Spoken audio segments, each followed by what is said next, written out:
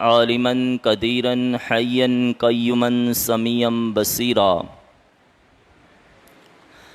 الصلاة والسلام على رسوله أرسله إلى الناس كافة بشيرا ونذيرا وداعيا إلى الله بإذنه وسراجا منيرا وعلى آله الطيبين الطاهرين وأصحابه أجمعين أما بعد فأعوذ بالله من الشيطان الرجيم ببركة بسم الله الرحمن الرحيم يا أيها الذين آمنوا ادخلوا في السلم كافة ولا تتبعوا خطوات الشيطان إنه لكم عدو مبين صدق الله مولانا العظيم وبلغنا على رسوله النبي الأمين المتين الكريم ونحن على ذلك لمن الشاهدين والشاكرين والحمد لله رب العالمين إن الله وملائكته يصلون على النبي يا أيها الذين آمنوا صلوا عليه وسلموا تسليما اللهم صل على سيدنا وشفينا مولانا محمد طب القلوب ودوائها وافد الأبدان وصفائها ونور الأبصار وضيائها وعلى آله وصحبه دائما أبدا يا صاحب الجمال ويا سيد البصر يا صاحب الجمال ويا سيد البصر من وجهك المنير لقد نور القمر لا يمكن الثناء كما كان حقه بعد از خدا بزرگ توئی قصہ مختصر بعد از خدا بزرگ توئی قصہ مختصر اور اپنی ہی مٹی پہ چلنے کا ہنر سیکھو اپنی ہی مٹی پہ چلنے کا ہنر سیکھو غیروں کے سنگ مرمر پہ چلو گے تو پھسل جاؤ گے غیروں کے سنگ مرمر پہ چلو گے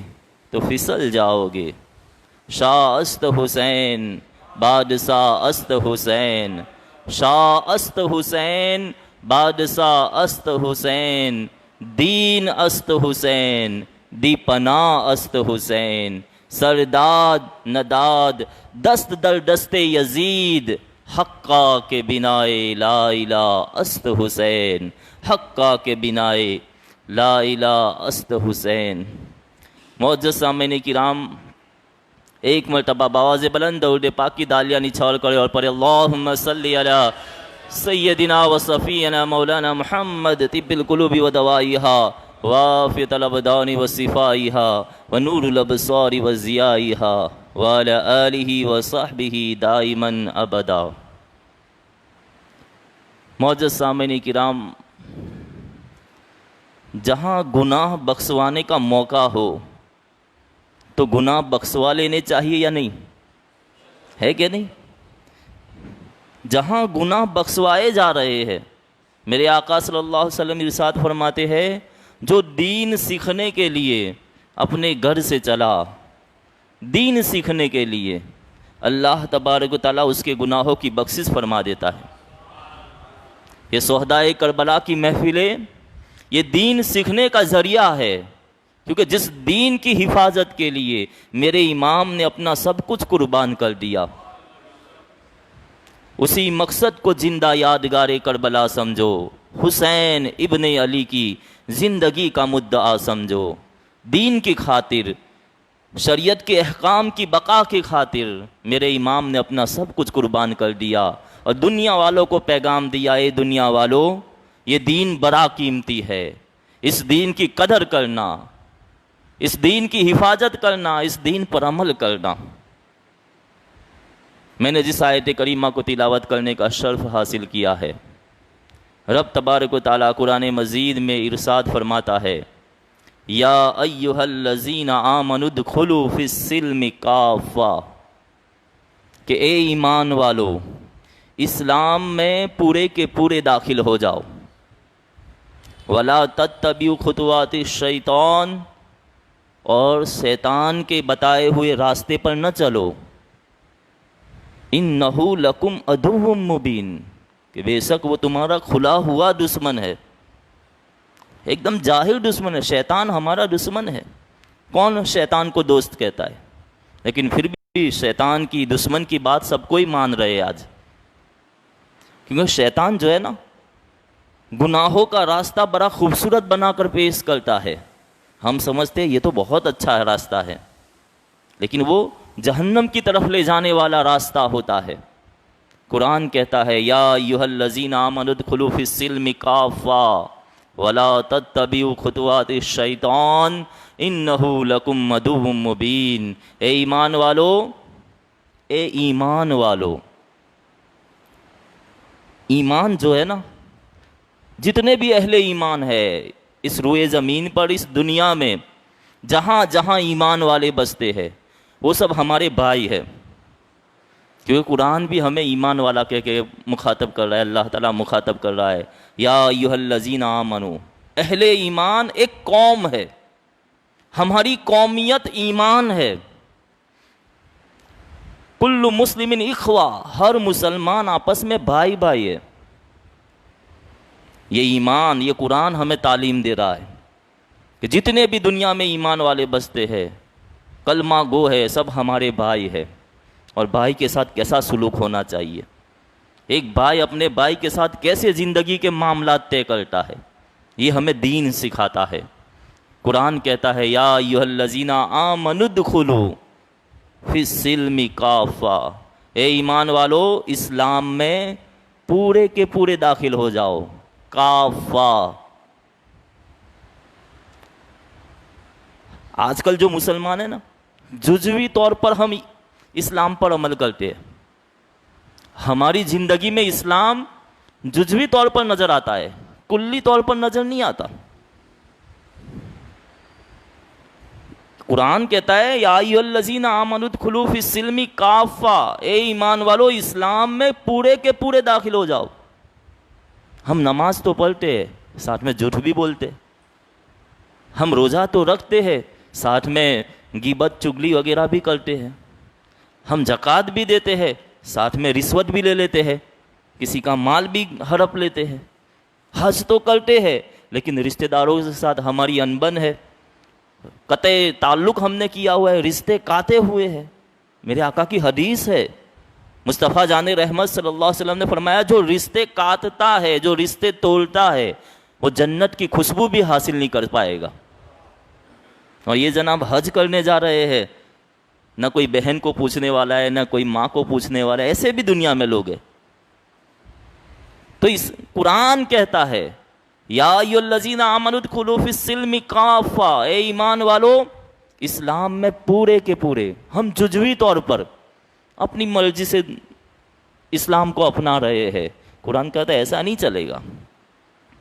وَذَرُوا ظَاهِرَ الْإِثْمِ وَالْبَاطِنَ. قرآن کہتا ہے جس طرح ظاہر میں ہو، تمہارا ظاہر اور باطن ہر چیز گناہوں سے پاک ہونی چاہیے. نماز پڑھتے ہو تو ساتھ میں دل کے اندر جو حسد ہے، چگلی ہے، غیبت ہے، کپٹ ہے، یہ سب بھی صاف کرو. وضو کر کے آتے ہو، چہرہ تو دھو ڈالتے ہو، ظاہر تو اپنے جسم کا غسل کرتے ہو، لیکن باطن کا غسل بھی ضروری ہے نا. یہ حسد، جلن، لالچ، یہ سب چیزوں سے اپنے اندر کو صاف کرو. وَذَرُوا ظَاهِرَ الْإِثْمِ وَالْبَاطِنَ. یہ ہمیں قرآن ہمیں تعلیم دے رہا ہے. یہ ہمارا اسلام، جس اسلام سے ہمیں محبت ہے، اس اسلام کو ہم بھول گئے ہیں. یہ اسلام کی تعلیم ہے کہ تمہارا ظاہر بھی خوبصورت ہو، تمہارا باطن بھی خوبصورت ہو. لیکن ہم جزوی طور پر اگر 2 کلو دودھ کے اندر 1 قطرہ پیشاب گر جائے، دودھ کتنا ہے؟ 2 لیٹر دودھ ہے، اور 1 قطرہ پیشاب کا، آپ پیئیں گے دودھ کو؟ نہیں پیئے گا، کوئی نہیں پیے گا. ارے بھائی 2 لیٹر دودھ ہے، صرف 1 قطرہ گرا ہے. کہا نہیں بھائی ہو گیا ہے. تو اسی طرح ہم نمازیں تو پڑھتے، روزے رکھتے، سب کچھ کرتے ہیں، لیکن حسد بھی کرتے ہیں، جھوٹ بھی بولتے ہیں، چگلی بھی کرتے ہیں، غیبت بھی کرتے ہیں. اور ایک بات بتائیے مجھے آپ، نیکی کرنا آسان ہے یا گناہ چھوڑنا مشکل ہے؟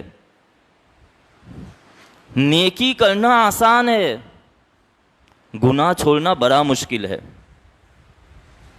شیطان جو ہے نا، یہ جو نفس ہے نا، نیکیاں کرا لے گا۔ کہاں عمرہ کرنے جانا، ہاں چلو عمرہ بھی کراؤں گا، حج کرنے حج بھی کراؤں گا، نماز پڑھنی ہے 5 وقت کی نماز بھی پڑھوں گا، لیکن جھوٹ نہیں ہے، یہ تو نہیں ہوگا۔ جھوٹ تو تھوڑا تھوڑا تو چل جاتا ہے، حسد یہ تو تھوڑا تھوڑا ہو ہی جاتا ہے، جلن، لالچ، غیبت۔ قرآن کہتا ہے وَذَرُوا ظَاهِرَ الْإِثْمِ وَالْبَاطِنَ۔ جب تم کلی طور پر اسلام میں داخل ہوگے نا، پورے کے پورے، یا ایھا الذین آمنوا ادخلوا فی السلم کافہ، اے ایمان والو اسلام میں پورے کے پورے داخل ہو جاؤ۔ جب پورے کے پورے تم اسلام میں داخل ہو جاؤ گے نا، تمہارا ظاہر اور باطن ایک ہو جائے گا، اسلام کے نور سے منور ہو جائے گا، تو ایمان کی رونق، ایمان کا نور تمہارے اندر نظر آئے گا۔ اسلام کی جو دولت ہے نا، وہ تمہیں احساس ہوگا۔ مولا علی سے خدا سے پوچھنے والے نے پوچھا تھا کہ مومن کیسا ہوتا ہے؟ مولا علی شیر خدا، شیر کی بات بھی پھر شیروں جیسی ہے نا۔ مولا علی شیر خدا سے پوچھنے والے نے پوچھا تھا مومن کیسا ہوتا ہے، ایمان والا کیسا ہوتا ہے، اس کی طاقت کا کیا عالم ہوتا ہے؟ تو مولا علی شیر خدا نے فرمایا تھا اگر مومن صرف انگلی سے اشارہ کر دے، سامنے اگر دیوار بھی ہو تو وہ بھی سونے کی بن جائے۔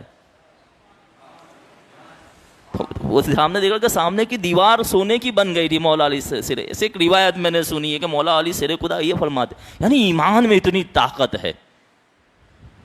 من کان اللہ لہو، جو اللہ کا ہو جاتا ہے نا، پھر اللہ بھی اس کا ہو جاتا ہے۔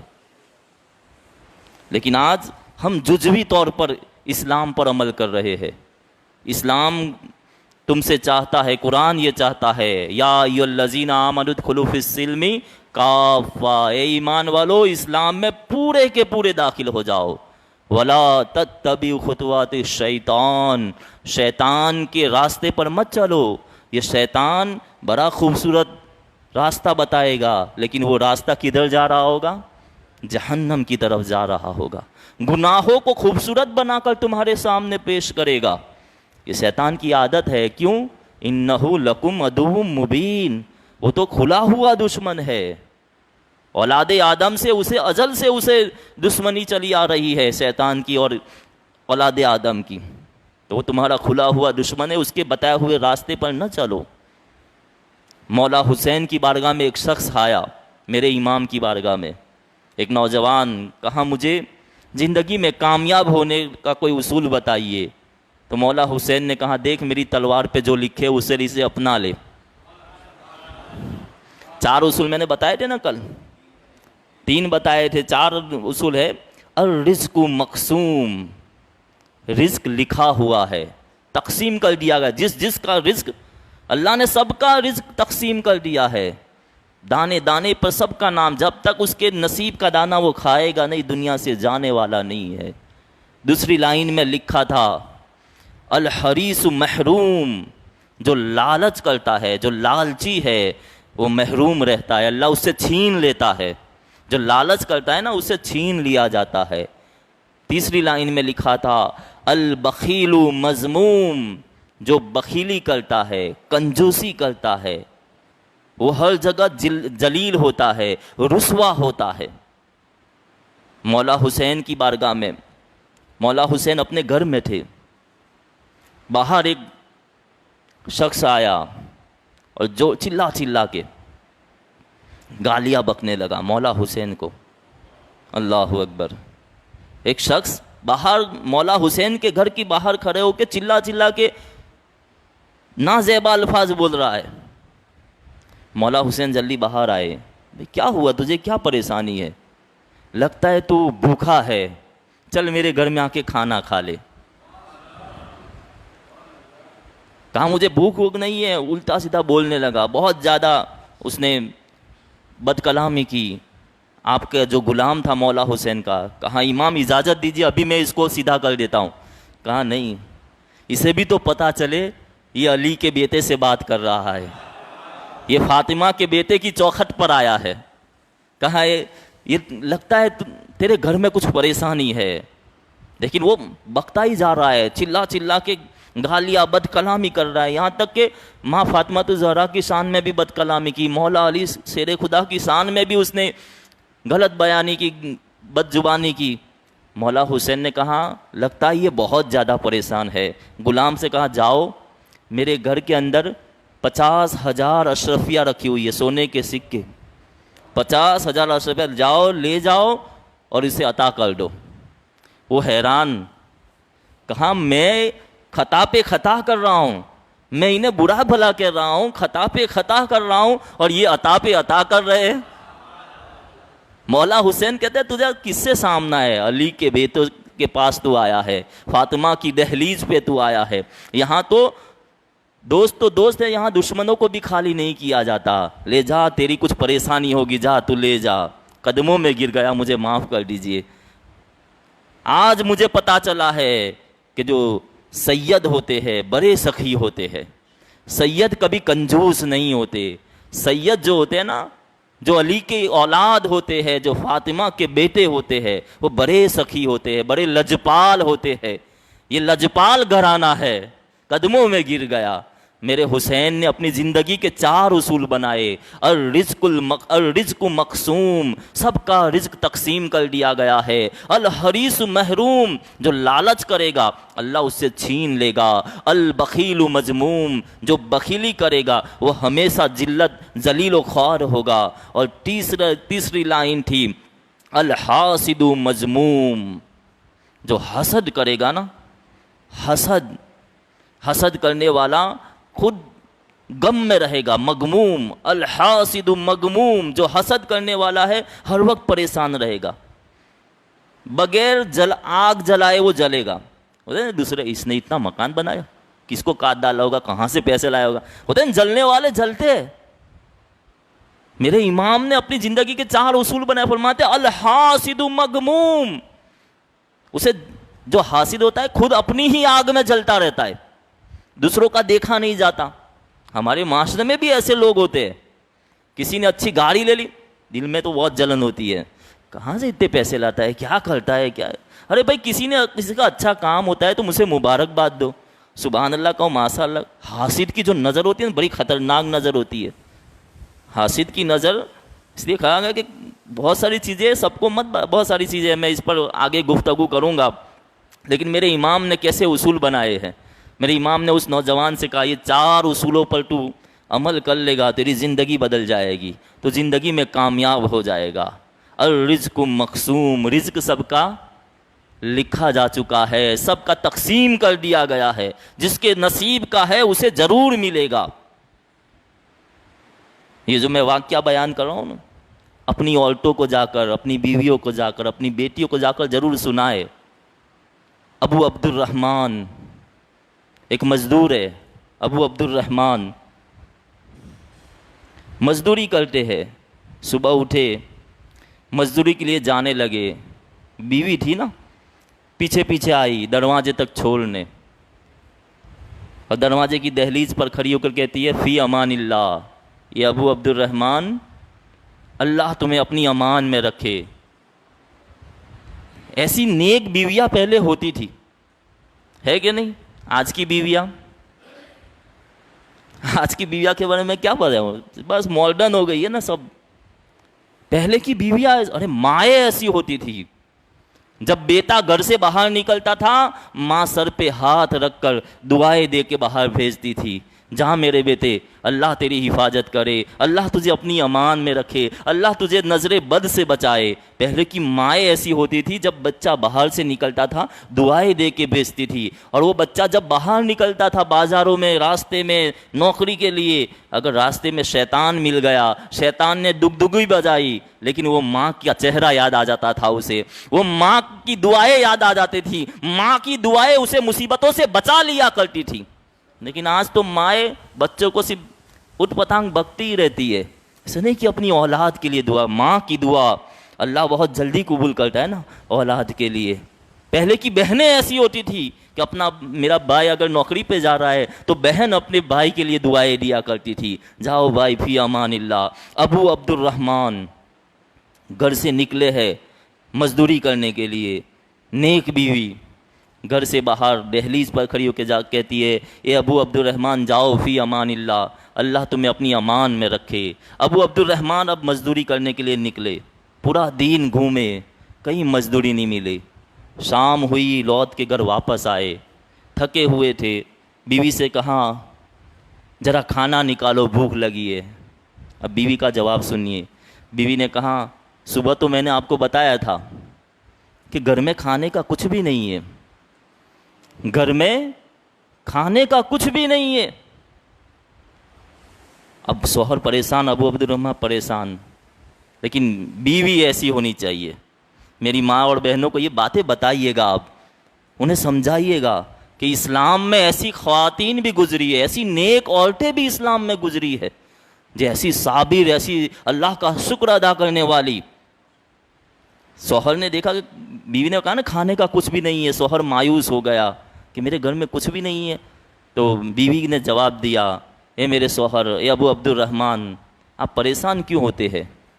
کل تو ہم نے پیٹ بھر کے کھایا تھا نا، کل تو ہم نے اپنی مرضی سے رچ رچ کے پیٹ بھر کے ہم نے کھایا تھا، آج نہیں کھایا، کیا ہوا؟ ہمارے رب کی مرضی یہی ہے، ہمارے رب کی رضا اس میں ہے۔ کل اپنی مرضی سے ہم نے پیٹ بھر کے کھایا تھا، آج کی رات ہم بغیر بھوکے پیٹ سو جائیں کیونکہ اللہ کی رضا ہے۔ کل ہم نے اپنی مرضی سے کھایا تھا، آج اللہ کی مرضی پر زندگی گزاریں گے، اللہ کی رضا میں راضی رہیں گے۔ بھوکے پیٹ بھی تو نیند تو آ ہی جائے گی نا، صبح ہوگی دیکھا جائے گا۔ صابر اور شاکر بیوی، آج شوہر کما کے نہ لائے تو بیویاں، میں تو جاتی ہوں ماں کے گھر، ہے کہ نہیں؟ یہی ہوتا ہے نا، تھوڑی سی اگر بیوٹی پارلر نہ لے جائے یا یہ سب چیزیں نہ کرائے، فیشن وغیرہ نہ کرے، تو تب بھی ناراضگی۔ تم اسلام کی خواتین ہو۔ اس بیوی نے شوہر کو صبر کی تلقین کی کہ اللہ کی مرضی، اللہ کی رضا میں راضی رہو۔ صبح ہوئی، پھر ابو عبد الرحمن مزدوری کے لیے نکلے۔ وہ بیوی پھر آئی دہلیز پر، کہا جاؤ فی امان اللہ، اللہ تمہیں اپنی امان میں رکھے۔ اب دیکھیے ہونا کیا ہے، پورا دن ابو عبد الرحمن گھومے، آج بھی مزدوری نہیں ملی، آج بھی خالی ہاتھ آئے، آتے ہی گھر میں مایوس بیٹھے ہوئے ہیں۔ بیوی نے کہا، صابر اور شاکر بیوی، کہا اے ابو عبد الرحمن آپ پریشان نہ ہو، ہمارا جو رب ہے نا، ہمارے رب کی شان کیا ہے؟ کیا ہمارا رب بے خبر ہے؟ ہمارا رب بے خبر ہے، وہ تو علیم بذات الصدور ہے، وہ تو دلوں کے بھید کو جان لیتا ہے۔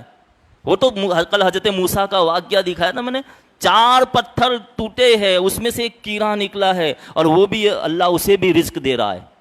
4 پتھروں میں ایک کیڑا ہے، اللہ اسے بھی دیکھ رہا ہے، اسے بھی اللہ کو اس کی بھی خبر ہے۔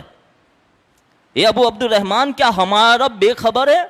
ابو عبد الرحمن نے کہا نہیں، ہمارا رب تو بڑا باخبر ہے، وہ تو دلوں کے بھید بھی جانتا ہے، وہ تو ہر ایک کو دیکھ رہا ہے۔ تو کہا کیا ہمارا رب بے رحم ہے؟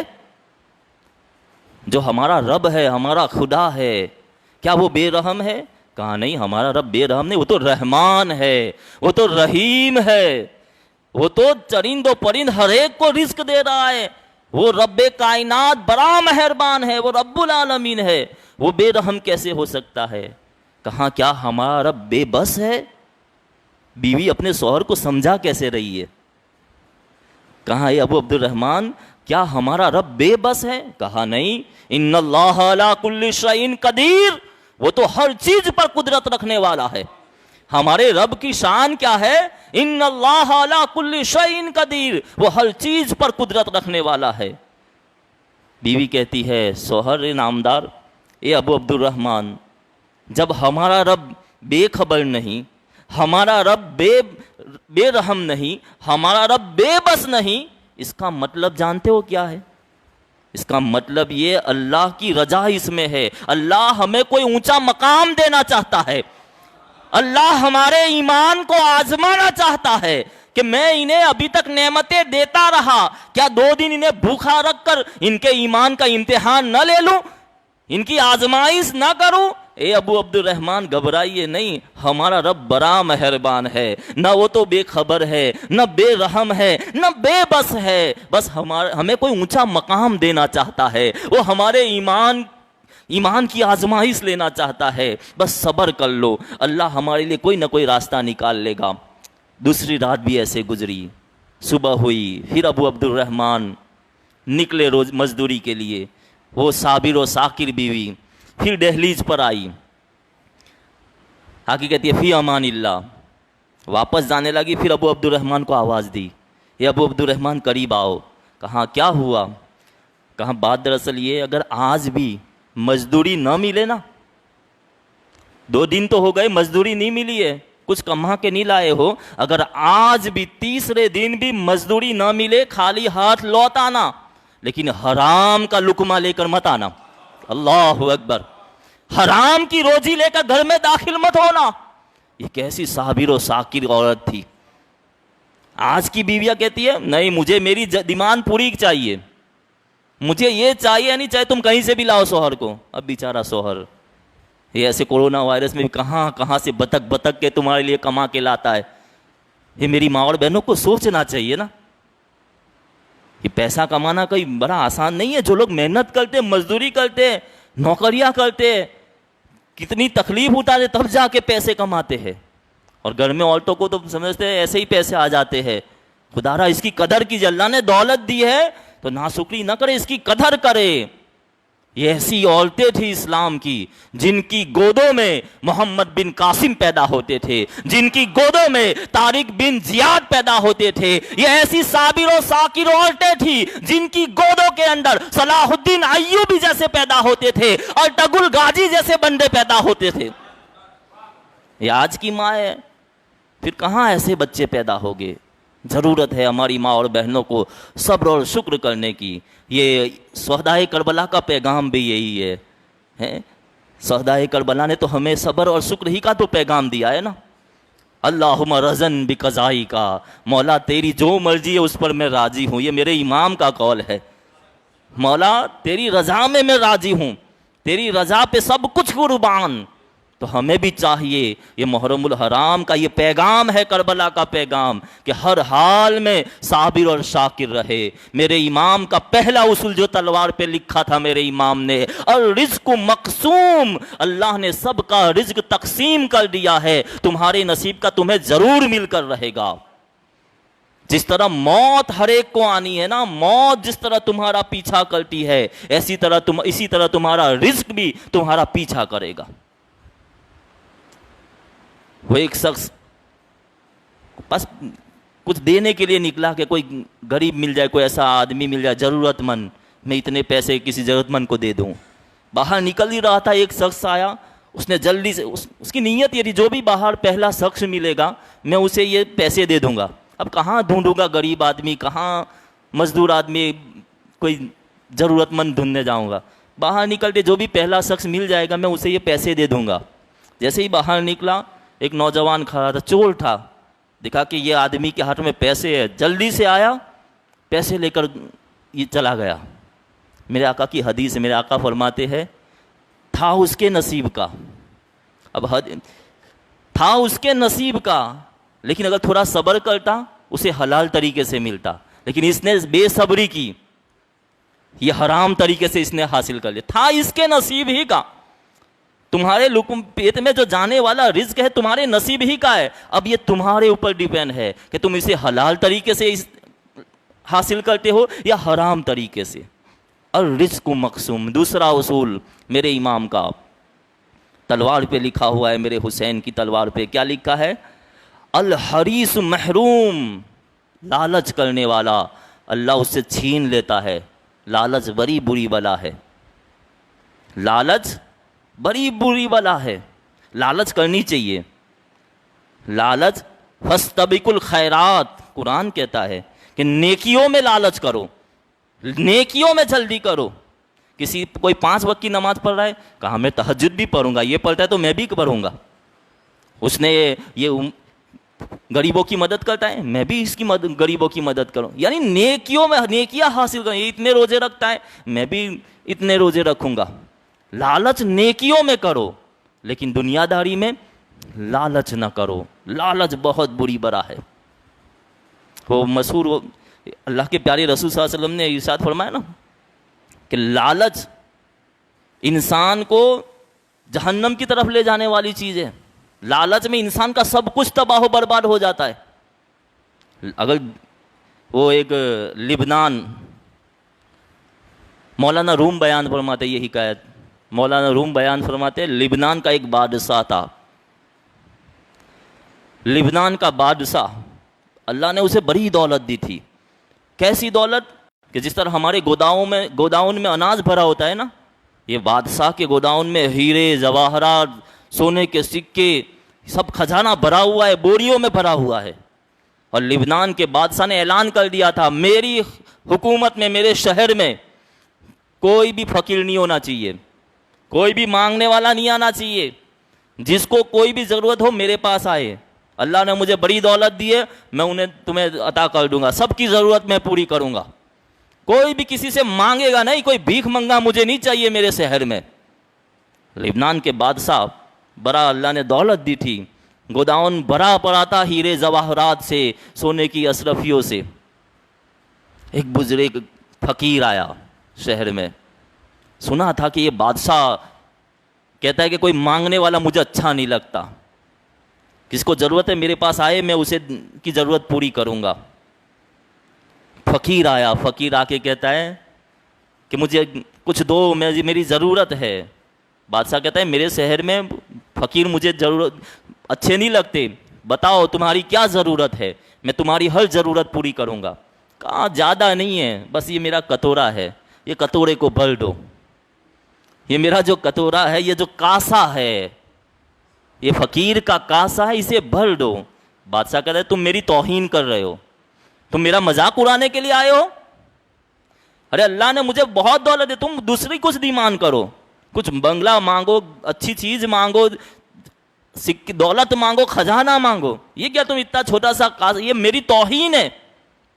فقیر کہتا ہے بس میری اتنی ہی درخواست ہے، اتنی ہی میری ضرورت ہے کہ میرے اس کاسے کو بھر دیا جائے. اپنے وزیر سے کہتا ہے، اپنے غلام سے، جا اور اس کا کاسا سونے کے سکوں سے بھر دے. اب وہ گوداؤن سے گیا، ایک مٹھی لے کر آیا، کاسے میں ڈالا. آواز تو آئی سکوں کے گرنے کی، لیکن سکے نظر ہی نہیں آ رہے ہیں، کاسا خالی کے خالی. کہا یہ ہے عجیب مانج رہا ہے، میں نے اپنے ہاتھوں سے سونے کے سکے ڈالے ہیں، یہ کاسے میں سے، پیالے میں سے کہاں غائب ہو گئے. کہاں کوئی بات نہیں، دوسرا پورا ٹھیلا لے کر آیا اشرفیوں کا، سونے کے سکوں کا، اس میں ڈال رہا ہے. آواز آ رہی ہے، سونے کے سکے کی کھنک آ رہی ہے کہ سونے کے سکے گر رہے ہیں، دیکھ بھی رہا ہے، لیکن پیالے میں جاتے پیالہ خالی کا خالی. دوسرا بوڑا لایا ہیرے جواہرات کا، وہ ڈال رہا ہے، وہ بھی خالی. اب بادشاہ کی طرف دیکھ کے کہتا ہے بادشاہ مجھے معاف کرنا، میں کچھ نہیں کر رہا ہوں، میں تو ڈالتا جا رہا ہوں لیکن یہ پیالہ بھرتا ہی نہیں ہے. کہا ایک کام کا، چل میں بھی ڈالنے لگتا ہوں. بادشاہ بھی بوریا لے کر اس میں ڈال رہا ہے، لیکن پیالہ بھر ہی نہیں رہا ہے. صبح آیا تھا وہ فقیر، جوہر کا وقت ہو گیا، ڈالتے جا رہا ہے، پیالہ خالی کا خالی. بادشاہ نے کہا یہ فقیر ذرا بتا یہ ماجرا کیا ہے. بات سمجھ میں نہیں آئی، یہ پیالہ بھرتا کیوں نہیں ہے. بادشاہ، اس فقیر نے جواب دیا اے بادشاہ دراصل یہ پیالہ جو ہے نا، یہ میری خواہشوں کا پیالہ ہے، یہ جو کاسا ہے میری خواہشوں کا کاسا ہے، اور خواہشیں کبھی پوری نہیں ہوتی. انسان قبر تک پہنچ جاتا ہے، مرتا ہے تبھی اس کی خواہشیں پوری ہوتی ہے، ورنہ ہر انسان کی خواہش کبھی پوری نہیں ہوتی. ضرورت سب کی پوری ہو جاتی ہے، ورنہ خواہشیں بادشاہوں کی بھی ادھوری رہ جاتی ہے نا. ایک مکان لیا، کہاں دوسرا مکان تاندلجا میں بھی لے لیتا ہوں بنگلہ، تیسرا تک وہاں احمدآباد میں بھی لے لیتا ہوں، وہاں بھی لے لیتا ہوں، گاؤں میں بھی 2-4 بنگلے لے لیتا ہوں، ہے کہ نہیں. سائیکل ہے تو کہا نہیں اب تو موٹر سائیکل چاہیے، موٹر سائیکل اب تو 4 ویلر چاہیے، 4 ویلر مل گئی تو کہا نہیں اب تو اوڈی لوں گا، رولس رائلز لوں گا، بڑی بڑی گاڑیوں کی. انسان کی خواہش پوری نہیں ہوتی ہے. آدمی، یہ تو میرے آقا صلی اللہ علیہ وسلم نے فرمایا لالچ مت کرو.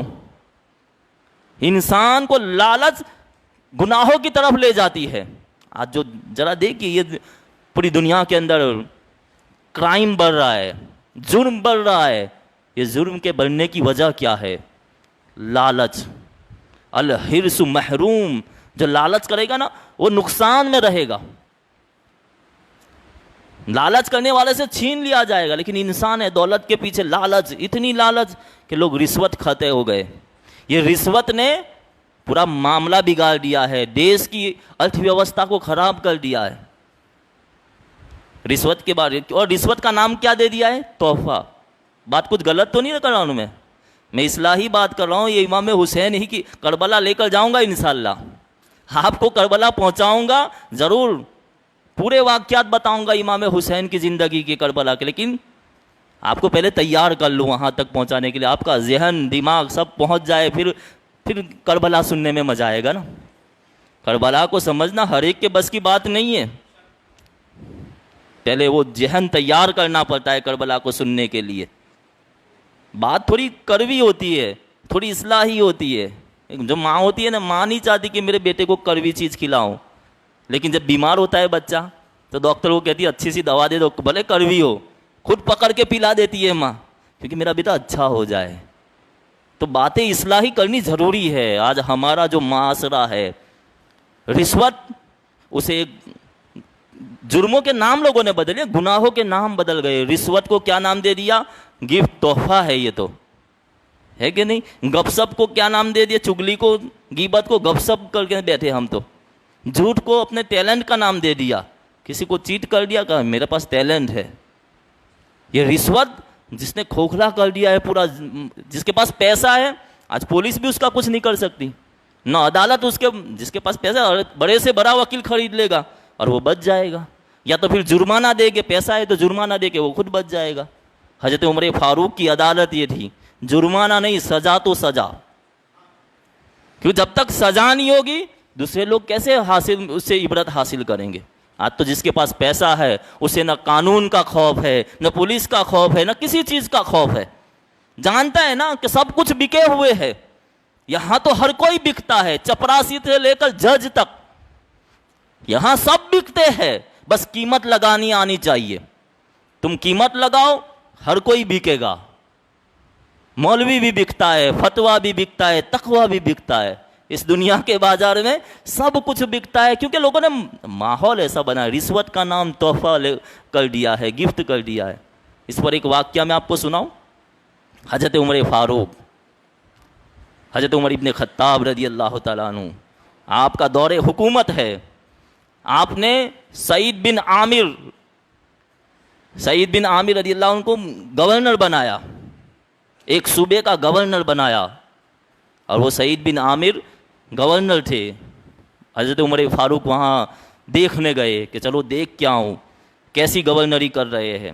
جیسے ہی پہنچے دیکھا ان کے گھر کے اندر پیچھے بہت سارے تحفے رکھے ہوئے، بہت ساری گفٹ رکھی ہوئی ہے۔ کہا یہ سعید بن عامر یہ سب کیا ہے؟ کہا یہ لوگوں نے تحفے دیے مجھے، یہ لوگوں کی محبت ہے، لوگ مجھ سے محبت کرتے ہیں، اس لیے لوگوں نے سب گفٹ لا کے، تحفے لا کے مجھے دیے، یہ سب اچھے سے اچھی چیزیں۔ حضرت عمر فاروق نے کہا یہ تحفہ نہیں ہے، یہ رشوت ہے۔ کیا تو گورنر بننے سے پہلے تجھے لوگ تحفے دیتے تھے؟ پہلے اپنی ماں کے پاس جا کے بیٹھ، یہ گورنری چھوڑ، پھر دیکھ تجھ سے لوگ کتنی محبت کرتے ہیں۔ بات سمجھ میں آ رہی ہے؟ اگر آپ 10 روپیہ رشوت لیتے ہیں، گھر آتے ہیں 100 روپیہ رشوت لے کر، اور گھر آ کے بیٹا بیمار ہو جائے، کس کام کی ایسی دولت؟ بھلے پیسہ کم ہو لیکن اس میں برکت ہونی چاہیے، حلال کا پیسہ ہونا ہے۔ زیادہ پیسہ ہونے سے کیا ہوتا ہے؟ حضرت ابو ہریرہ رضی اللہ تعالیٰ عنہ سے کسی نے پوچھا تھا، اے ابو ہریرہ رضی اللہ تعالیٰ عنہ، صحابی رسول حضرت ابو ہریرہ رضی اللہ تعالیٰ عنہ، ذرا بتائیے آپ کے پاس کتنی دولت ہے؟ کہاں دولت؟ 4 درہم ہے میرے پاس، اور وہ بھی مصطفیٰ نے دیے تھے، ابھی تک چل رہے ہیں۔ 4 درہم دیے تھے میرے مصطفیٰ جان رحمت نے، اور ابھی تک میرے پاس ہے، ابھی تک چل رہے ہیں۔ پیسہ کم ہو لیکن اس میں برکت ہونی چاہیے۔ آج رشوت کا نام گفٹ رکھ دیا گیا ہے، اور کہتے ہیں ارے بھائی اللہ نے تمہیں اچھی جاب دے دی ہے، تم PI بن گئے ہو، پولیس انسپیکٹر بن گئے ہو، یہ تمہارے عہدے کی وجہ سے لوگ تحفے دیتے ہیں، اور اس سے تم سے کام کرائیں گے پھر اس رشوت کے بدلے۔ اور ہماری بھی عادتیں ہو گئی ہے نا، آج پبلک کی بھی ایسی عادتیں ہو گئی ہے، کون لائن ہے، بہت 50 آدمی لگے ہوئے ہیں، تو کہاں چلو RTO کی لائن لگی ہے، کہاں چلو بھائی منی بھائی تھوڑا یہ کر دو، ہوتا ہے نا، رشوت لے کے کہیں بھی جیک لگا دو ادھر ادھر کر کے، کون اتنی دھوپ کے اندر لائن میں کھڑا رہے؟ نہیں ہوتا ہے. یہ لوگ بہت ساری جگہ سرکاری کچہریوں میں آپ دیکھتے ہیں کون دھکے کھائے, کون 500 دے کر کام نکلتا ہے تو نکال دو نا. یہ ہم نے عادتیں بنائی ہے. مصطفیٰ جان رحمت کی یہ اسلام کی خوبصورتی دیکھیے. میرے آقا صلی اللہ علیہ وسلم نے فرمایا جو رشوت لیتا ہے اور جو رشوت دیتا ہے, جو رشوت لینے والا رشوت دینے والا, دونوں پر اللہ کی لعنت. اللہ اکبر. مصطفیٰ جان رحمت نے کبھی دشمنوں کو بھی بد دعا نہیں دی. میرے نبی کی شان یہ ہے, میرے نبی کا مقام یہ, کبھی دشمنوں کو بد دعا نہیں دی. لیکن میرے آقا فرماتے ہیں جو رشوت لیتا ہے جو رشوت دیتا ہے دونوں پر اللہ کی لعنت. اللہ اکبر. اور جس پر اللہ کی لعنت پڑ جائے اس کا ٹھکانہ کہاں ہے؟ جہنم ہی تو ہوتا ہے. تو خدا را رشوت سے بچیے. ہاں بہت سارے امک سچویشن ایسی ہوتی ہے جیسے کوئی بیوہ عورت ہے, اب بیچاری کا پینشن بن ہو گیا, کوئی کمانے والا نہیں ہے اور وہ کہاں دھکے کھائے گی. اگر وہ رشوت دے گی نہیں, ظلم سے بچنے کے لیے, زیادتی سے بچنے کے لیے اگر کبھی دینا پڑ جائے تو فقہا کہتے ہیں کبھی کبھی اس طریقے سے کر سکتے ہیں. لیکن جان بوجھ کر تم رشوت دے رہے ہو, کہاں کون لائن میں کھڑا رہے, چلو نا 100 روپیہ دے کر اپنا کام نکلوا لیتے ہیں. کہاں رشوت دینے والا رشوت لینے والا دونوں پر اللہ کی لعنت ہے. عدی بن حجر یہ بھی صحابی رسول ہے. حضرت عدی بن حجر جنہیں گورنر بنایا گیا, حضرت عثمان غنی رضی اللہ تعالیٰ عنہ کا زمانہ ہے. حضرت عدی بن حجر گورنر ہے. ایک شخص آیا 2 من یا 10 من 10 کلو کے یا 1 من کے قریب کھجورے لا کر,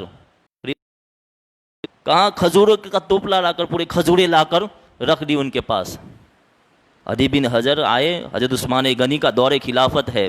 حضرت عثمان غنی سے کہتے ہیں میرا استعفیٰ لے لو. کیا لے لو؟ مجھے گورنری نہیں کرنی. کہاں کیوں؟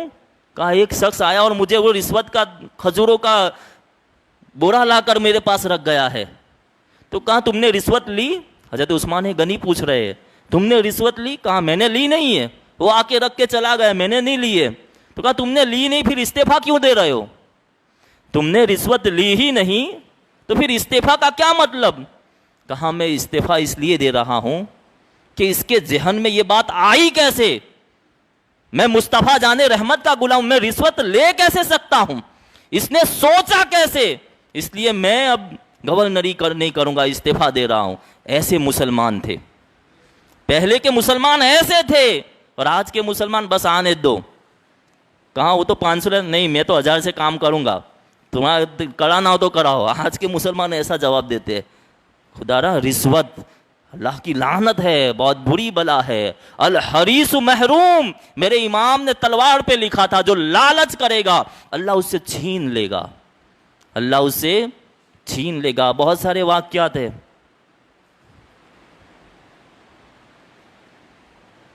اب بلڈروں کے اندر دیکھتے ہیں نا, غلط سیمنٹ جس طرح ملانی چاہیے نہیں ملاتے.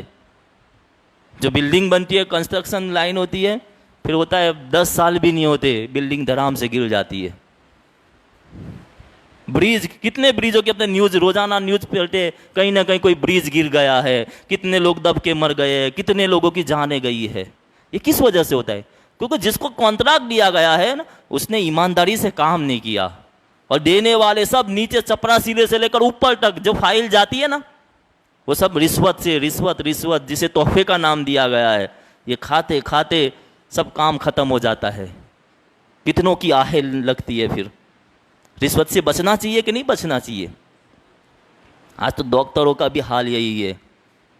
ڈاکٹروں کو بھی لوگ کسائی جیسا کہنے نہیں لگ گئے. ایک ڈاکٹر تھا, کہانی سنو, فری میں علاج کرتا تھا, سب کا فری میں علاج. پوچھا کسی نے کہ تم سب کا فری میں علاج کرتے ہو؟ کہاں بات دراصل میرے ساتھ ایک انسیڈنس ہو گیا, ایک واقعہ پیش آیا کہ میں امریکہ سے پڑھ کے آیا ہوں, میں نے ڈاکٹر کی ڈگری امریکہ سے لی ہے, اور میرے باپ نے بڑی محنت کر کے مجھے پڑھایا, ڈاکٹر بنایا. تو جب میں ڈاکٹر بن کے واپس آیا تو میں نے سوچا کہ میرے باپ نے پیسہ لگایا ہے نا, آج بھی ڈاکٹر بننا ہے تو کتنا پیسہ خرچ کرنا پڑتا ہے, میڈیکل لائن میں بڑا پیسہ خرچ کرنا, تب جا کے کسی کا بیٹا ڈاکٹر بنتا ہے. تو کہاں مجھے بہت پیسہ خرچ کرنا پڑا, میرے باپ نے بڑا خرچ کیا ہے تو اب میں وصولوں گا بھی. تو میں اس لیے زیادہ فری رکھتا ہوں, زیادہ سے زیادہ بغیر پیسے کے کسی کا علاج نہیں کرتا. ایک مرتبہ فون آیا میرے اوپر, کہ فلاں روڈ کے اوپر ایک شخص کا ایکسیڈنٹ ہوا ہے، ڈاکٹر صاحب جلدی آ جائیے، ایمبولینس بھیجیے۔ میں نے کہا نہیں، پہلے پیسے جمع کرو، بعد میں ایمبولینس بھیجوں گا، بعد میں علاج کروں گا۔ لوگوں نے کہا کہ بھائی ہم انجان ہے، یہ انجان آدمی ہے، یہ روڈ کے اوپر اس کا ایکسیڈنٹ ہوا ہے، ہم نہیں جانتے، تم آپ کچھ کرو۔ کہاں نہیں ہو سکتا ہے، کہاں میں نے منع کر دیا۔ میں اپنا کلینک جا رہا تھا، دیکھا وہاں بھیڑ جمع ہے، لوگ بھیڑ اکٹھا ہے۔ میں قریب گیا، دیکھا، جب چہرہ دیکھا نا تو میرے پاؤں کانپنے لگ گئے۔ جانتے ہو وہ کوئی اور شخص نہیں تھا، وہ میرا خود کا باپ تھا، وہ میرا خود کا باپ تھا جو وہیں پہ تڑپ تڑپ کے مر گیا۔ تب سے میں نے سوچ لیا جس باپ نے مجھے اتنا محنت کر کے ڈاکٹر بنایا ہے اور میں پیسے کے لیے لوگوں کا علاج نہیں کرتا، تب سے میں سب کے فری میں علاج کرتا ہوں۔ اچھے ڈاکٹر ہے آج بھی دنیا میں، ایسا نہیں کہ اچھے نہیں ہیں، الحمدللہ۔ یہ مسلم بڑودا کے مسلم ڈاکٹر ایسوسیشن جو بنائی ہے، یہ کورونا واریئرس ہے، اتنا اچھا کام کرتے ہیں۔ کل رات کو 3 بجے میں نماز جنازہ پڑھانے گیا تھا، یہ قبرستان کے اندر 3 بجے۔ وہ عمران بھائی کے والد سے اللہ انہیں جنت نصیب فرمائے، پانی گیٹ کے جوان یہ اچھے گھر کے لوگ رات کو 3 بجے اتنے کیچڑ کے اندر جنازے کو اٹھا کر محنت کر رہے بغیر کسی لالچ کے۔ ایسے نہیں کہ اچھے انسان نہیں، اچھے مسلمان نہیں ہیں، آج بھی اچھے مسلمان ہیں، اور ہمیں بھی ایک دوسرے کا ساتھ دینا چاہیے۔ یا ایھا الذین آمنوا، قرآن کہتا ہے جتنے اہل ایمان ہے، ایمان والے آپس میں بائی بائی ہے، ایک دوسرے کی مدد کرنی چاہیے الحمدللہ۔ اور بڑی خدمات ہے ان لوگوں کی، اچھے لوگوں کو سراہنا چاہیے، ان کا ساتھ دینا چاہیے۔ آج تو میں کہتا ہوں کہ مسلمانوں کو بڑی بڑی مسجدیں میں خرچ، کروڑوں کی مسجدیں بناتے ہیں، اس سے بہتر ہے ہم نماز تو میدان میں بھی پڑھ سکتے ہیں نا، چھوٹی مسجدوں میں بھی نمازیں ہوگی۔ اللہ نے پوری روئے زمین ہمارے لیے مسجد بنائی ہے۔ یہ بنی اسرائیل تھے جن کے لیے اللہ نے نماز کے لیے، عبادت کے لیے ایک جگہ خاص کر رکھی تھی کہ اس مسجد ہی میں ان کی نماز ہوگی، لیکن یہ مصطفیٰ جان رحمت کا کرم ہے، حضور کی غلامی کا صدقہ ہے کہ حضور کی امت کے لیے اللہ نے پوری روئے زمین کو مسجد بنا دیا ہے۔ اب کہیں بھی نماز پر ضرورت ہے ہاسپٹلوں کی، اچھی ہاسپٹلیں ہمارے پاس نہیں ہے، اچھے ڈاکٹرز نہیں ہے، اچھی اسکولیں نہیں ہے، ہماری قوم کو اس کی ضرورت ہے۔ تو خدا را اس کی طرف بھی دھیان دیا، آنے والی نسلیں ہم سے پوچھے گی، ہمارے بچے پوچھیں گے ہمارے باپ داداؤں نے کیا کیا ہے، صرف دعوتیں ہی کھاتے رہے ہیں، میزبانیاں ہی کرتے رہے۔ خدا را فیوچر کا سوچے۔ اسلام تو بڑا خوبصورت مذہب ہے اسلام۔ وہ ایک واقعہ میں نے پڑھا، حضرت عبداللہ بن مبارک محدث، بہت بڑے حدیثوں کے امیر المومنین جن کو کہا جاتا ہے، عبداللہ ابن مبارک، ان کے پڑوس میں ایک یہودی تھا۔ یہودی نے اپنا مکان بیچنے کے لیے نکالا، تو کوئی خریدنے والا آیا، پوچھا تمہارا مکان بیچنا ہے؟ کہا ہاں میرا مکان بیچنا ہے۔ کہا کیا قیمت؟ کہا 2000 درہم۔ کہا سب کے مکان کی قیمت 1000 درہم ہے، یہاں پوری سوسائٹی میں جتنے بھی مکان ہیں سب کی ویلیو کتنی ہے؟ 1000 درہم کی، اور تم 2000 درہم مانگ رہے ہو، ڈبل۔ کہاں بات دراصل یہ، ذرا میرے پڑوس میں دیکھ، میرا پڑوس کون ہے؟ کہاں کون ہے؟ کہا عبداللہ ابن مبارک میرے پڑوسی ہے۔ یہودی کہہ رہا ہے، تو کہا اس سے کیا ہوتا ہے؟ کہاں خالی 3 دن آ کے تو میرے مکان میں رہ، تجھے پتا چل جائے گا کہ مسلمان کیسے ہوتے ہیں، اس لیے اس کی قیمت زیادہ ہے۔ میرے مکان کی قیمت اس لیے، سب کے مکانوں کی قیمت 1000 درہم ہے، لیکن میں ڈبل اس لیے لے رہا ہوں کہ میرا پڑوسی بڑا اچھا ہے، میرا پڑوسی مسلمان ہے۔ آج تو سوسائٹی میں مسلمانوں کو کوئی مکان دینے کے لیے تیار نہیں ہے کہ نہیں؟ یہ کتنے پیپر میں روزانہ کچھ نہ کچھ آتے رہتے ہیں، آسان درانے، یہ نے وہ نے۔ اصل چیز ہم نے اپنے اسلام کو ہم بھول گئے۔ وہ اسلام کسی کو اپنی ذات سے کسی کو تکلیف نہ دو، یہ مصطفیٰ جان رحمت صلی اللہ علیہ وسلم کا طریقہ تھا۔ آج تو ہم لوگوں کو تکلیف دینے، آج تو ہمارا پڑوسی ہم سے راضی نہیں، پریشان ہو کے اپنا پڑوسی دوسری جگہ چلا جاتا ہے کہ یار ایسے پڑوسیوں کو کس کام کے ایسے پڑوسی؟ ہم تو پڑوسیوں کا ساتھ دینے کے لیے تیار نہیں ہے۔ اسلام تو بڑا خوبصورت مذہب ہے میرے۔ یہ پیاز کھانا کوئی گناہ ہے؟ لہسن کھانا کوئی حرام تھوڑی ہے؟ کھا سکتے کہ نہیں کھا سکتے؟ پیاز اور لہسن کھا سکتے ہیں، لیکن مصطفیٰ جان رحمت نے فرمایا جب مسجد میں آؤ نا، جب مسجد میں آؤ تو کچا پیاز اور کچا لہسن کھا کے مت آنا، کیونکہ تمہارے منہ سے بدبو آئے گی اور تمہارے بھائی کو جو تمہارے ساتھ صف میں کھڑا ہوگا اسے تکلیف نہ ہو، بدبو سے اسے تکلیف نہ پہنچے. یہ اسلام کی خوبصورتی، یہ اسلام کی تعلیم ہے. ارے یہ تقریر کرنا بڑی اچھی بات ہے، لیکن ذرا تاریخ بغداد اٹھا کے دیکھیے. تاریخ بغداد کے اندر واقعہ لکھا ہے کہ ام المومنین ماں عائشہ صدیقہ رضی اللہ تعالی عنہا کے مکان کے پاس ایک نوجوان ہے، چلا چلا کے تقریر کر رہا ہے. اب تقریر میں کیا ہوتا ہے؟ دین کی ہی تو باتیں ہوتی ہیں نا، قرآن اور حدیث ہی ہوتا ہے. ماں عائشہ صدیقہ نے حضرت عمر بن خطاب کو خط پیغام بھیجا کہ امیر المومنین ذرا آپ دیکھیے، ایک نوجوان ہے روزانہ چلا چلا کے تقریر کرتا ہو جاتا ہے، دین کی تبلیغ کرتا ہے. اب اس سے مجھے تکلیف ہوتی ہے، میری نمازوں میں ڈسٹرب ہوتا ہے نا، اگر چلا چلا کے کرے تو کہاں میری نمازوں میں پریشانی ہوتی ہے. حضرت امیر المومنین نے اسے سمجھایا، نوجوان کو بلایا کہ بھائی تجھے تبلیغ کرنی ہے، تقریر کرنی ہے، تھوڑا آہستہ آواز سے کر، تیری وجہ سے کسی دوسروں کو تکلیف پہنچتی ہے. بات سمجھ میں آ رہی ہے؟ یہ بڑی حساس بات میں کہہ رہا ہوں آپ لوگوں کو. یہ اسلام کی خوبصورتی دیکھیے. حضرت عمر فاروق نے کہا تو بھائی آہستہ آواز سے کر، تیری آواز سے دوسروں کو تکلیف پہنچ رہی ہے. وہ مان گیا، لیکن 2-4 دن ہوئے پھر اس نے زور زور سے چلا چلا کے تقریر کرنی شروع کی، چلا چلا کے دین کی دعوت، دین کی تبلیغ کر رہا ہے.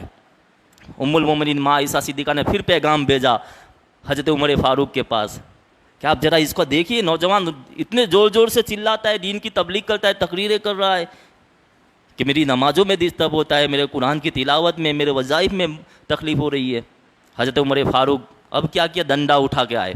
حضرت عمر فاروق نے اتنا مارا ہے اس کو، تجھے کتنی مرتبہ دین کا کام کرنا ہے، لیکن تیرے دین کی تبلیغ کی وجہ سے کسی دوسروں کو تکلیف نہیں پہنچنی چاہیے. بات سمجھ میں آ رہی ہے؟ میں اسی لیے میں لمٹ ٹائم دیکھتا ہوں کہ بھئی میرے بیان لمبا ہو جائے گا تو آپ لوگوں عمر والوں کو تکلیف ہو جائے گی. جمعہ میں بھی مجھے بڑی تکلیف ہوتی ہے، تھوڑا ٹائم بڑھ جاتا ہے، میں خود سوچتا ہوں، لیکن مجبوریاں ہوتی ہے کہ بھئی بات اگر ادھوری رہ جائے گی تو لوگوں کی سمجھ بھی اب تھوڑی کم ہے نا، لوگ کم سمجھتے ہیں تو ادھوری بات پھر غلط بات پہنچے گی. اس لیے ہم تھوڑا 5-10 منٹ لے لیتے ہیں، لیکن میں معافی چاہتا ہوں اگر ایسا کسی کو تکلیف ہوتی ہو. تو یہ دین اتنا خوبصورت ہے، ہمارا دین، ہمارا مذہب اسلام، جس دین کی خاطر بدر سے لے کر کربلا تک نہ ختم ہونے والا ایک قربانیوں کا سلسلہ ہے. یہ دین بڑی مشکلوں سے، بڑی قربانیوں سے ہم تک پہنچا ہے، تو ہمیں اس دین پر عمل کرنا چاہیے. ہم جزوی طور پر اسلام پر عمل کرتے ہیں، اسلام چاہتا ہے، قرآن چاہتا ہے، میرا رب چاہتا ہے، یا ایھا الذین آمنوا ادخلوا فی السلم کافہ ولا تتبعوا خطوات الشیطان انہ لکم عدو مبین. معزز سامعین کرام، بہت ساری باتیں ہیں، لیکن انشاءاللہ کل میں آپ تک پہنچاؤں گا. کیا کہا تھا میرے امام نے؟ الرزق مقسوم. یاد رہے گی نا بات ہے، الرزق مقسوم، رزق تقسیم ہو چکا ہے. دوسری چیز الحرص محروم، الحریص محروم، جو لالچ کرتا ہے وہ محروم رہتا ہے. ایک واقعہ صرف 5 منٹ لوں گا. لالچ کتنی بری بلا ہے. حضرت موسیٰ علیہ السلام کے پاس درود پاک پڑھ لیجئے ایک مرتبہ. اللہم صلی علی سیدنا و صفینا مولانا محمد طب القلوب و دوائیہا وافد الابدان و صفائیہا والنور الابصار و ضیائیہا وعلی آلہ و صحبہ دائما ابدا. لالچ، یہ سب رشوت، چوری، انسان کو لالچ ہوتی ہے نا. ایک انسان رشوت بھی کیوں لیتا ہے؟ لالچ کہ میرے پاس بہت ہو جائے، میرے پاس سب کچھ ہو جائے. تو کہاں لالچ انسان کو غلط راستے پر لے جاتی ہے، گناہوں کی طرف لے جاتی ہے. حضرت موسیٰ علیہ السلام کا زمانہ ہے. ایک نوجوان آیا، ایک شخص آیا، کہاں یہ اللہ کے پیغمبر، آپ اللہ کے کلیم ہے، آپ رب سے بات کرتے ہیں اور اللہ نے آپ کو بڑا نوازا ہے، تو ذرا مجھے بھی جانوروں کی باتیں سکھا دیجیے. میں جاننا چاہتا ہوں کہ یہ جانور آپس میں کیا باتیں کرتے ہیں. حضرت موسیٰ علیہ السلام نے کہا بھائی اللہ نے تجھے جو زبان دی ہے بس اتنی زبان سمجھ، زیادہ سمجھنے کی ضرورت نہیں ہے. کیا ضرورت ہے؟ زیادہ لالچ مت کر. کہا نہیں، میں جاننا چاہتا ہوں کہ یہ جانوروں کی بولیاں، یہ کیسے باتیں کرتے ہیں جانور آپس میں، مجھے بتائیے. اللہ نے آپ کو کلیم بنایا ہے، اللہ نے آپ کو طاقت دی ہے، مجھے بھی تھوڑا علم عطا کر دیجیے. حضرت موسیٰ علیہ السلام نے 2 جملے سکھا دیے. اللہ نے جانوروں کی زبان اس نوجوان کو عطا کر دی. وہ آیا نوجوان گھر پہ, اس کا جو کتا تھا, کتے کو اس نے روٹی ڈالی. جیسے ہی روٹی کتے کو ڈالی نا, وہ ایک مرغ تھا, ایک مرغ, تو اس مرغے نے آ کے اس روٹی جھپٹ لی کتے کے منہ میں سے. اب کتا کہنے لگا, ارے بھائی تو نے کیا کر رہا ہے؟ مالک نے میرے حصے کی ڈالی ہے, پوری رات میں نے واچ مینی کی ہے, پوری رات جاگتا رہا ہوں, پوری رات کا بھوکا ہوں, محنت کی ہے, اور میرے حصے کی روٹی تو نے لے لی. مرغے نے کہا تو فکر مت کر, کل صبح ہمارا مالک جو ہے نا اس کا گدھا مرنے والا ہے, پورا گدھا تو کھا جانا, لیکن یہ روٹی میں لے لیتا ہوں. کتا ان کے بھائی اچھا کل گدھا مر جائے گا, کوئی بات نہیں, چل تو روٹی کھا لے. اب مالک نے سن لیا, کیونکہ موسیٰ علیہ السلام کی دعا سے اللہ نے جانوروں کی زبان سکھا دی تھی. وہ مرغے کی زبان, مرغے اور کتے کی بات سن کر پریشان ہو گیا مالک کہ میرا گدھا مر جائے گا, مجھے نقصان ہو جائے گا, کیا کروں. جلدی جلدی کپڑے وپڑے چینج کیے اور جا کے گدھے کو لے کر منڈی میں پہنچ گیا. جو آیا, جو دام ملا, کہاں جو بھاگتے چور کی لنگوت ہی صحیح, مرنے ہی والا ہے نا, تو اس سے بہتر جو دام ملا لے کے چلا آیا. کہا اچھا ہوا, دیکھو کتنا فائدہ ہوا میرا کہ اللہ نے مجھے جانوروں کی زبان عطا کر دی, جانور جو زبان بولتے, میرا اتنا نقصان ہونے سے بچ گیا.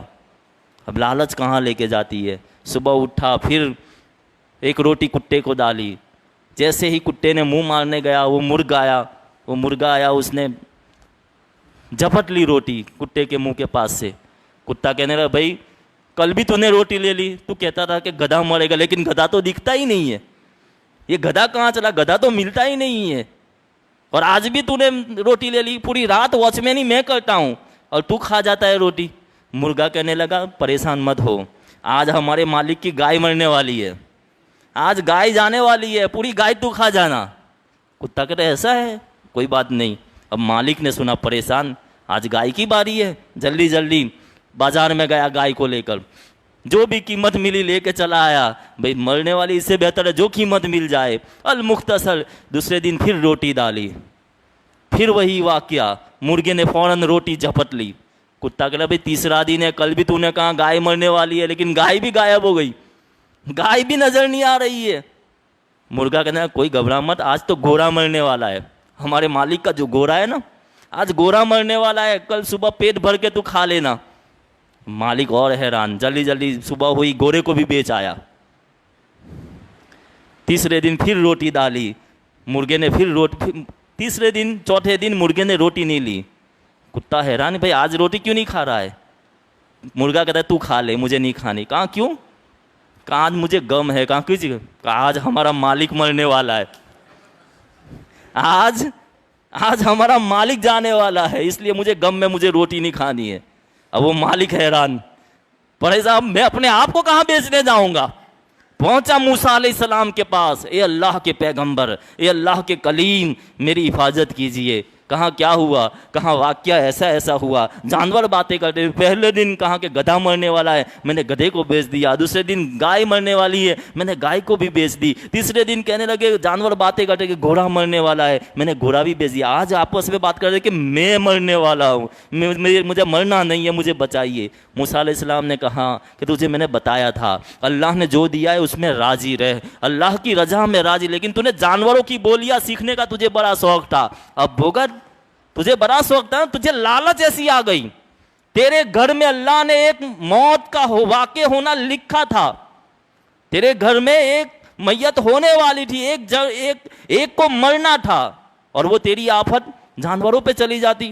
گدھا مر جاتا تو بچ جاتا, لیکن تو گدھے کو بیچ آیا. گائے مر جاتی لیکن تو بچ جاتا, لیکن تو نے گائے کو بھی بیچ دیا. گھوڑا مر جاتا, تیری تو جان بچ جاتی نا, لیکن تو نے گائے کو بھی بیچ دی. اب جا اپنے آپ کو جہاں بیچنا چاہے بیچ دے. یہ لالچ کا انجام ہوتا ہے. تو کبھی بھی دنیا کی دولت کی لالچ نہ کرے. میرے آقا صلی اللہ علیہ وسلم نے کیا فرمایا جانتے ہو حدیث میں, دنیا کی لالچ, دنیا مردار ہے.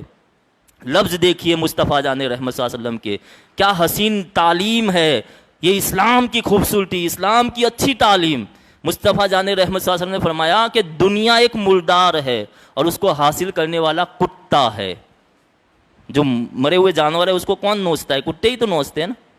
صرف کتے ہی نہیں نوچتے، چیل بھی نوچتی ہے، کوا بھی مرے ہوئے جانوروں کو نوچ کے کھاتا ہے نا.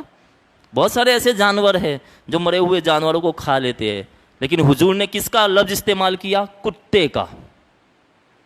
کہ یہ دنیا ایک ملدار ہے اور اس کو حاصل کرنے والا کیا ہے؟ دنیا کی لالچ رکھنے والا کتا ہے. چیل بھی تو حضور کہہ سکتے تھے، کوا بھی کہہ سکتے تھے، لیکن حضور کے لفظوں میں بڑی فصاحت و بلاغت ہوتی ہے. کیونکہ اگر چیل کہیں گے نا، چیل کیا ہوتی ہے؟ خود تو کھاتی ہے، اپنے سہیلیوں اپنے دوستوں کو بھی بلا کے لاتی ہے. جو چیل گیدڑ وغیرہ ہوتے ہیں، یہ پرندے، یہ کوے وغیرہ خود اکیلے نہیں کھاتے، اپنے دوستوں کو بھی کہا کہ چلو بے تم بھی دعوت پہ چلو، سب مل کے کھاتے ہیں. لیکن کتے کی ذات کیسی ہوتی ہے؟ خود اگر دوسرا کتا آئے گا نا فوراً اسے بھونکے گا کہ بھائی تو مت کھانا، میں اکیلا کھاؤں گا. یہ کتے کی صفت ہے، اکیلا میں کھاؤں، ہڈی بھی نہیں چھوڑنے والا یہ کتا.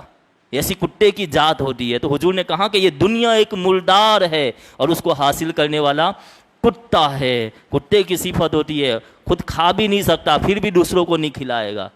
تو یہ ایسے جو لالچ کرتے ہیں نا، جو سخی ہوتے ہیں، اللہ انہیں نوازتا ہے. تو اللہ نے دیا ہے تو دل کھول کر اللہ کی راہ میں خرچ کرنا چاہیے، کبھی کنجوسی نہیں کرنی چاہیے. میرے حسین نے اپنی تلوار پر زندگی کے جینے کے 4 سنہری اصول بنائے تھے. الرزق مقسوم، رزق تقسیم کر دیا گیا ہے. الحریص محروم، جو لالچ کرے گا اللہ اسے چھین لے گا. البخیل مذموم، جو بخیلی کرے گا، کنجوسی کرے گا، اللہ تبارک و تعالیٰ اسے ذلیل و رسوا کرے گا.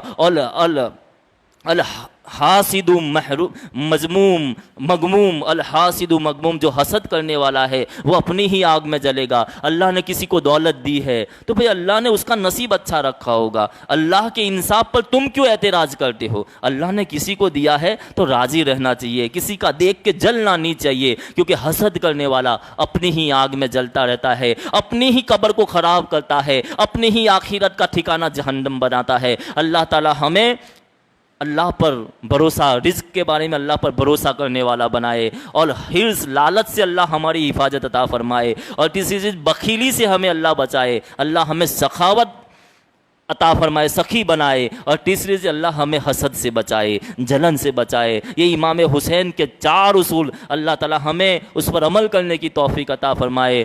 وآخر دعوانا ان الحمدللہ رب العالمین. کھڑے ہو جائے، صلاۃ و سلام پڑھ لیں.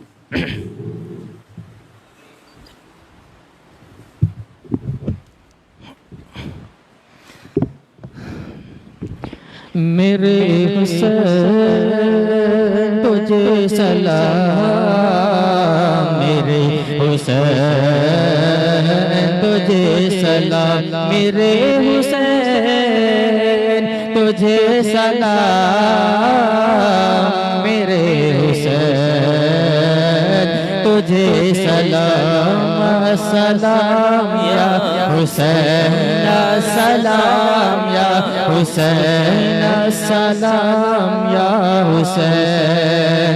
جن کو ٹھوکے سے کوفہ بلایا گیا، جن کو بیٹھے بٹھائے ستایا گیا، جن کے بچوں کو بوسا لایا گیا، جن کے بچوں کو پیاسا رلایا گیا، زہر بائی کو جس کے پلایا گیا، اس حسین ابن حیدر پہ لاکھوں سلام.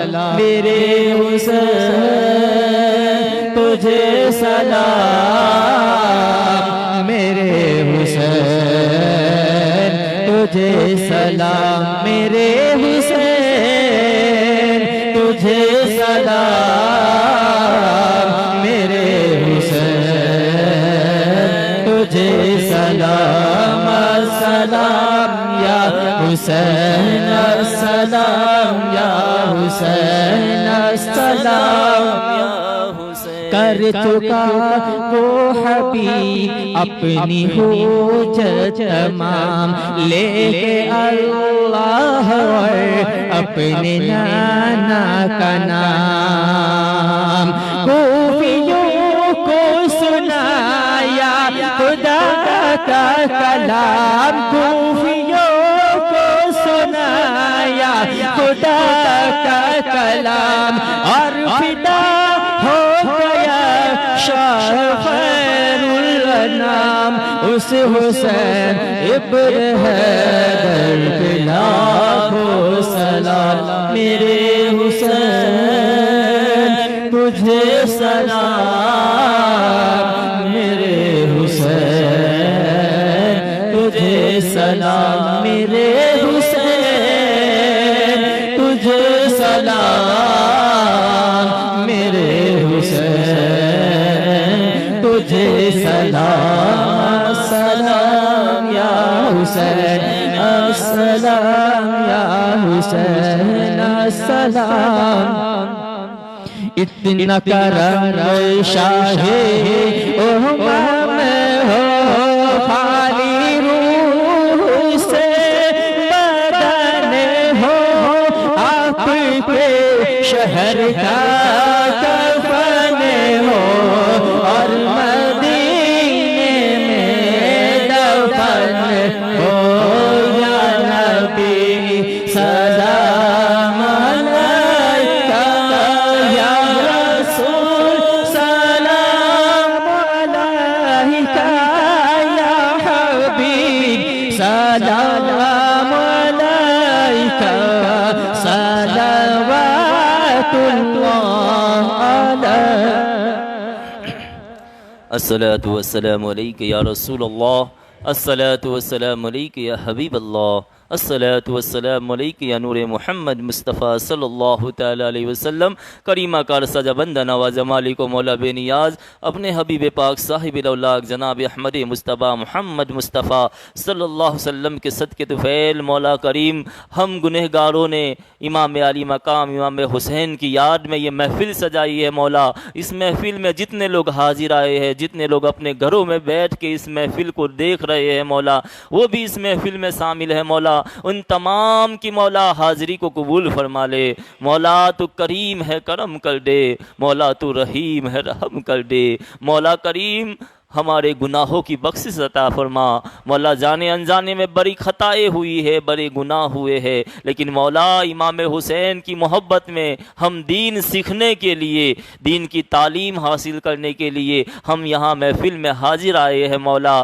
ہمیں دین پر عمل کرنے کی توفیق عطا فرما صراط مستقیم پر چلنے کی توفیق عطا فرما مولا کریم بیٹی زندگی میں بڑے گناہ ہوئے بڑی خطائیں ہوئے ہیں لیکن مولا آئندہ زندگی میں مولا ہمیں نیک کام کرنے کی توفیق عطا فرما مولا کریم نیکیاں کرنے والی لمبی عمریں عطا فرما مولا کریم پوری دنیا میں جو بیماری پھیلی ہے مولا اسکولیں بند ہے مدرسے بند ہے مسجدوں میں بھی بہت کم نمازی آ رہے ہیں مولا ہر چیز کی پریشانی ہے حج بیت اللہ سے بھی اس مرتبہ لوگوں محروم رہ گئے مولا کریم اگر یہ ہمارے گناہوں کی وجہ سے یہ بیماری ہے تو مولا ہم سب جمع ہو کر اپنے گناہوں سے توبہ کرتے ہیں مولا ہمارے گناہوں کو معاف فرما دے مولا ہماری خطاؤں کو بخش دے مولا بڑی گناہ ہوئے ہیں جانے انجانے میں آج تیری بارگاہ میں امام حسین کی محفل میں حاضر ہو کر اپنے گناہوں سے توبہ کرتے ہیں مولا صغیرہ کبیرہ گناہوں کی بخشش عطا فرما مولا کریم ہمارے گناہوں کی معافی عطا فرما مولا لیکن اس آزمائش سے ہمیں بچا لے مولا یہ جو بیماری پھیلی ہوئی ہے مولا قبرستان بھر چکے ہیں مولا کریم جگہ نہیں ہے دفن کرنے کے لیے اتنے میتیں ہو رہی ہے لوگ پریشان ہیں مولا تیرے بندے پریشان ہیں مولا اس بیماری اس آزمائش سے ہمیں بچا لے مولا پھر سے لوگوں کو حج بیت اللہ کی حاضری نصیب عطا فرما مولا کریم عمرہ کی زیارت نصیب عطا فرما مولا کریم پھر سے ہماری مسجدوں کو آباد کر دے ہمارے مدرسوں کو آباد کر دے ہمارے بچوں کے لیے اسکولیں دینی تعلیم کے لیے کھول دے مولا پھر سے وہ بازاروں کی رونق واپس آ جائے مولا پھر سے مولا ہستی کھیلتی زندگی پھر سے عطا فرما دے مولا لوگ پریشان ہیں مولا اس بیماری کی وجہ سے لوگوں کی نوکریاں چلی گئی ہے مولا لوگوں کے گھروں میں کھانے پینے کی تکلیفیں آ رہی ہے مولا تیرے بندے ہے، کچھ بھی ہے مولا، خطا کار ہے، سیاہ کار ہے،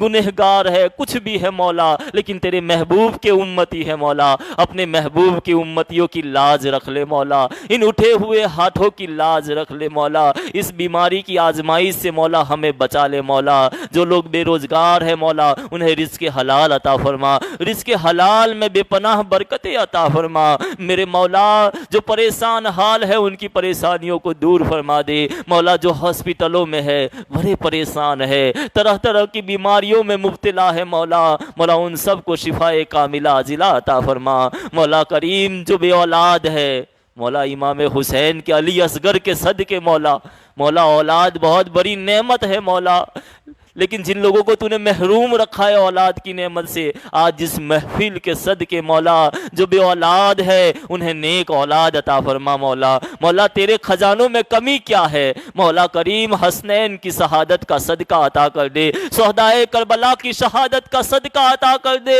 مولا، جن کے گھروں میں اولاد نہیں ہے، جو بے اولاد ہے، کئی سال ہو چکے ہیں شادی کو لیکن بے اولاد ہے مولا، پھر سے ان کی زندگی میں خوشیاں عطا فرما مولا، پھر سے انہیں نیک اولاد عطا فرما مولا کریم، جن کے گھر تو نے بیٹیاں دی ہے مولا ان بیٹیوں کے اچھے نصیبیں عطا فرما مولا، جن کے گھر بیٹیاں ہے مولا ان کے رشتے نہیں آ رہے ہیں مولا، تو ان کی بیٹیوں کے لیے مولا اچھے اور نیک رشتے عطا فرما مولا کریم، تو کریم ہے مولا، تو رحیم ہے مولا، تو ستار ہے، تو غفار ہے مولا، اے مولا کریم کرم فرما مولا، رحم فرما مولا، جن کی اولاد تو ہے مولا تو نے اولاد کی نعمت سے تو مالا مال کیا ہے لیکن وہ اولاد نافرمان ہے مولا، ماں باپ پریشان ہے، برے ماں باپ ہے پریشان ہے مولا، تکلیف میں ہے، جوان اولاد ماں باپ کی نافرمانی کر رہی ہے، جوان اولاد ماں باپ کی خدمت نہیں کر رہی ہے مولا، جو جن کی اولاد ہے نافرمان اولاد کو ماں باپ کا فرما بردار بنا دے،